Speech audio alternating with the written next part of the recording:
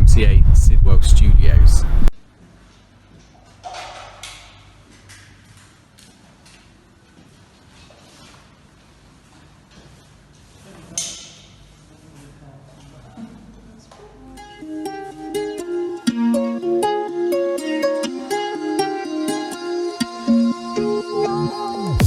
What we're trying to achieve is to turn this building into 26 studio flats. This will be called Sidwell Studios and will be open to anybody that's reached the end of their journey in supported accommodation and needs to live independently. It'll be right here in the city centre, where they work, where they live, where their community is.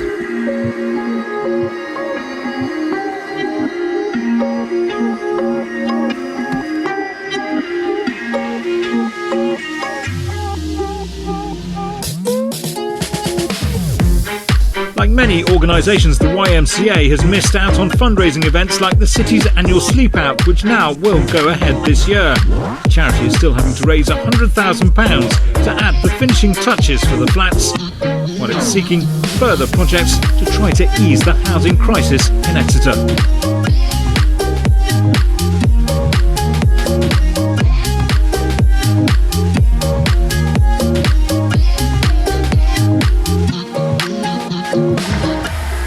There are 2,000 people on the Devon Home Choice waiting list for one-bed accommodation.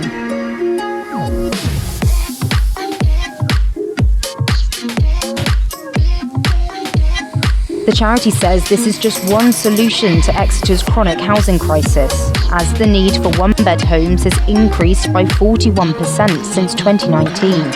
A lot of people who are private renting are struggling because the prices are so high, so they're not able to find something that's affordable, and in the centre of Exeter they're having to go out of it. For people who are already here, often moving is difficult, I think, because there's been quite an influx of people from London and the southeast. I was even tempted to find a place in Torquay and commute up to work instead.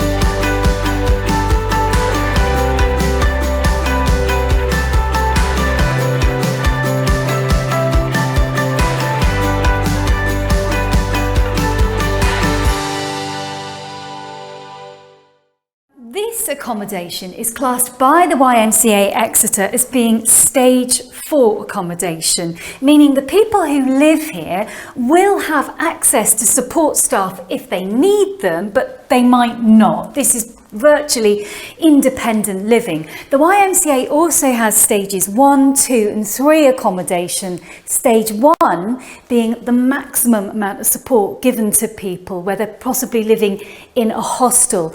The goal being for those people to one day also be living independently, perhaps somewhere like this. The monthly rent for these flats is £300 less than the market rate, and that includes all utility and Wi-Fi bills. And people don't need to pay any rent up front or pay a deposit either. And those are the factors which so often prevent young people from finding a place to live independently in the city.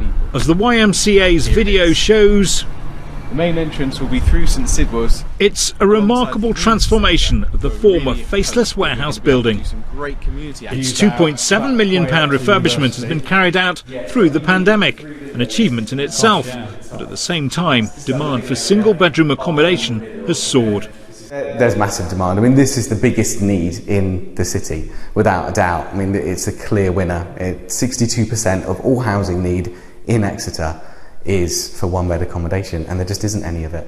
This is a great achievement to have completed during the pandemic, but sadly it's only a drop in the ocean, because in the past 2 years the number of people requiring single-roomed accommodation in the city is now at 1,830, a rise of 40%. YMCA Exeter has another project like this in the pipeline. But for Gemma, the wait is over, and she can finally put her feet up in her own home. Marina Jenkins, ITV News.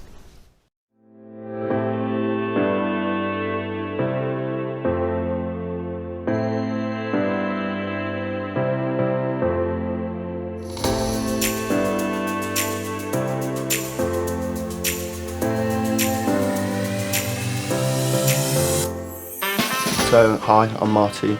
I've been living here in the YMCA for about 2 years now. My name is Poppy Newton-Clare and I've lived at the YMCA's Sidwell Studios since October last year. What I wanted and what I've got since being at Sidwell's is that independent living. I've got that back and it's just makes me feel a lot better, a lot more confident and just like a member of society again. When I was offered this flat at Sidwell Studios, it absolutely changed my life.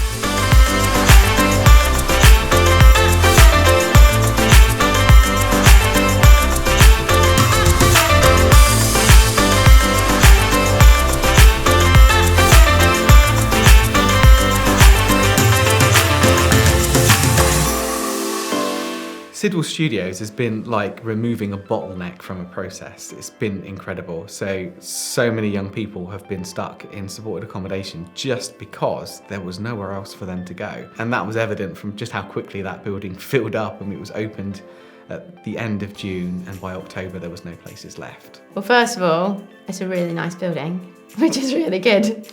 But I think it also helps all the other stages to have somewhere almost like an end of the journey spot that is lovely. We believe in the young people that are in there. You know, they are of value to us. They're not just clients, that they are valuable people for us. The YMCA really pride itself on making affordable accommodation for young people that really need it, and also accommodation that's really good quality. People have looked round before when I've done a tour and just said, like, this feels like a home. This is like a place I want to live.